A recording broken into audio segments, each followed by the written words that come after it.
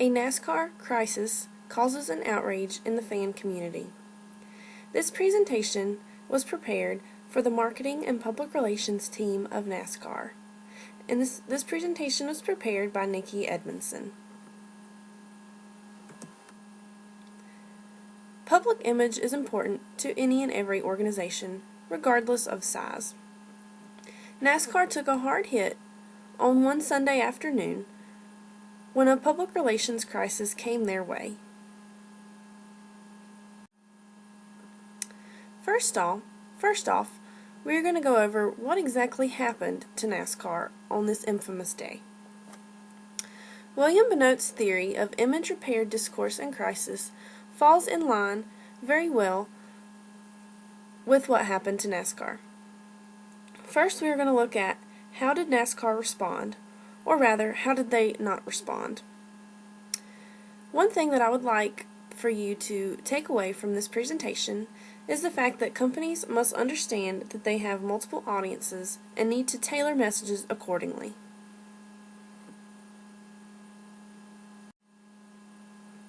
The crisis situation. For a short recap of what exactly happened, the main cause was that a NASCAR racer, Clint Bowyer, purposely wrecked another driver. It appears that Clint Bowyer spun out to intentionally bring out the caution and help his Michael Waltrip Racing teammate, Martin Truex Jr., get into the chase for the Sprint Cup. Right before the spin, Bowyer was asked whether his arm was hurt, if it was hot in the car, and to quote-unquote itch it. Was that some kind of code? It sounded and sure looked like it. The spin certainly didn't guarantee Truex would get in, but it started a chain of events, including Brian Vickers and Bowyer running slow on the final laps, that allowed Truex to slip into the chase. Bowyer played the role after the race well. It was like a pitcher who had just beaned a batter trying to call it an accident. Ball just got away from him. Hand was sweaty. Things happen. Now, the aftermath of this situation was that debris went flying into the stands, causing the fans to be put into danger. So, in sum, this ended up being more than a simple spin out. It became quite dangerous for the fans. In the end, NASCAR got sort of a reputation because of this incident. If you cheat, don't talk about it, because they handled this situation very poorly.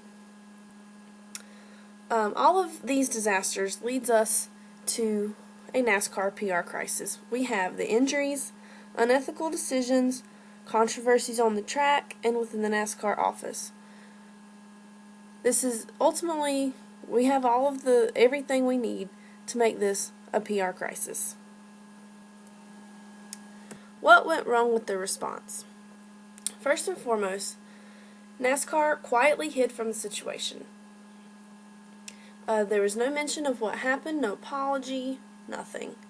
There was also no mention on any Facebook or Twitter feeds about promoting the next race, which is one of the largest races in NASCAR, the Daytona 500. NASCAR was always one to be on top of their game when it comes to promotion of what the next event is going to be. Thirdly, NASCAR should have apologized for the situation immediately, but in the end, just an apology. And finally, the reaction was not immediate. Now for the analysis. Bennett's image restoration strategies, like I said earlier, fits in very well with what happened. First, to recap, his 5 image restoration strategies include the following: denial, evasion of responsibility, reducing offensiveness, corrective action, and mortification.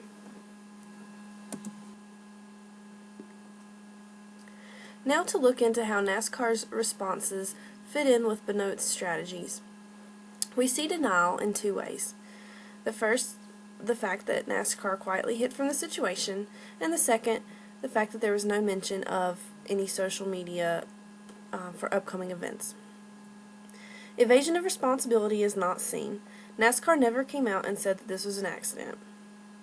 Mortification and corrective action is both seen. In regards to NASCAR should have apologized for the situation and that the reaction to the mishap was not immediate. And finally, mortification is not evident because NASCAR never admitted to any wrongdoings in this situation. To get into a little more specifics, one article states for denial that, as Mashable reported, when a multi-car accident punctuated the end of a NASCAR race at Daytona on Saturday afternoon, fans shot footage of the disintegrated cars, pieces of debris flying into the stands, and a tire landing between the bleacher seats quickly found its way to YouTube. Minutes later, the clip was removed by YouTube at the request of NASCAR, citing copyright concerns. This was an issue because it seemed that NASCAR wanted to take this footage off of YouTube for embarrassment purposes. There was no copywriting concerns, and a few days later YouTube did put it back up onto their site, saying that the company did not have the rights to do this. Second, mortification. Here's NASCAR's position on the matter as reported on The Verge. The fan video of the wreck on the final lap of today's NASCAR Nationwide Series race was blocked on YouTube out of respect for those injured in today's accident. Information on the status of those fans was unclear, and the decision was made to err on the side of caution with this very serious incident. This was a quote from Steve Phelps, NASCAR's Senior Vice President and Chief Marketing Officer. I don't know if NASCAR thought that this was an apology, but it was not, in my opinion, and to the fans' opinions as well. And finally, corrective action. There was no promise made to correct the action. NASCAR's response statement was called by a Washington Post article a nicely spun corporate statement. And furthermore, the article stated, when asked about NASCAR's policies vis-a-vis YouTube and its approach to fan videos, Matt Humphreys, NASCAR's manager, content communications, declined to comment, postponing such a discussion until a more appropriate time. This goes right along with the fact that it was not immediate. NASCAR should have done something about this right away. Suggestions for crisis communication. First and foremost, preparation of crisis contingency plans. Before a crisis occurs, planning may reduce response time and possibly prevent mishaps from occurring. NASCAR could have used some planning ahead of time so that the YouTube and social media occurrences wouldn't have happened.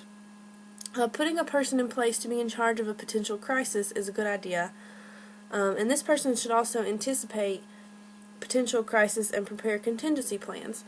With NASCAR being such a large corporation, another PR crisis could easily happen, and it would be great for them to get someone in place for when this does happen in the future. Secondly, analysis of the crisis and accusations. First off, we need to know what is the situation. NASCAR reacted without listening to the conversation between the crew chief and driver developing the scheme. If NASCAR would have known more of the situation, this may not have been quite as big of an occurrence. Secondly, you need to know how severe the situation could be. In this case, they obviously did not think it was as big of one as it turned out to be. Thirdly, identification of the relevant audiences. This is where on the first slide where I mentioned tailoring one's messages to the audience is critical. In this case, some potential audiences in this situation could include NASCAR fans, NASCAR drivers, NASCAR employees, etc. For example, if NASCAR would have presented to its fan base on Facebook, Twitter, any social media sites, what happened, given the fans a little more insight, felt more important to the situation, then the fans wouldn't have caused such an uproar. And you see, putting this on social media for fans wouldn't necessarily mean the same as drivers and employees, whereas they may want more of a formal answer. Finally, image repair. There's 3 different areas in which Benoit states that you can repair an image. First, redefine the attack. Second, refocus the attention on other details. And third, each accusation may not pertain to each of your audiences.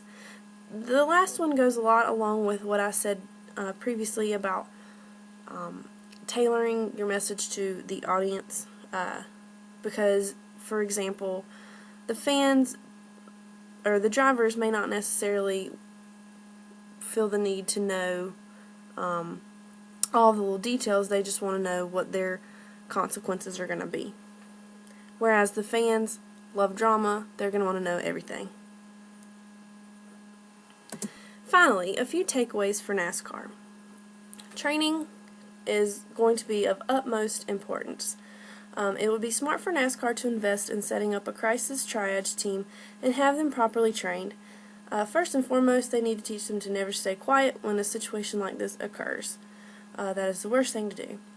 Secondly, establish an escalation procedures, which is also going to require a lot of training. Do fire drills, run through a variety of low, medium, and high levels crisis drills, and test your team. And finally, create social media guidelines for crisis situation and share these with sponsors and teams.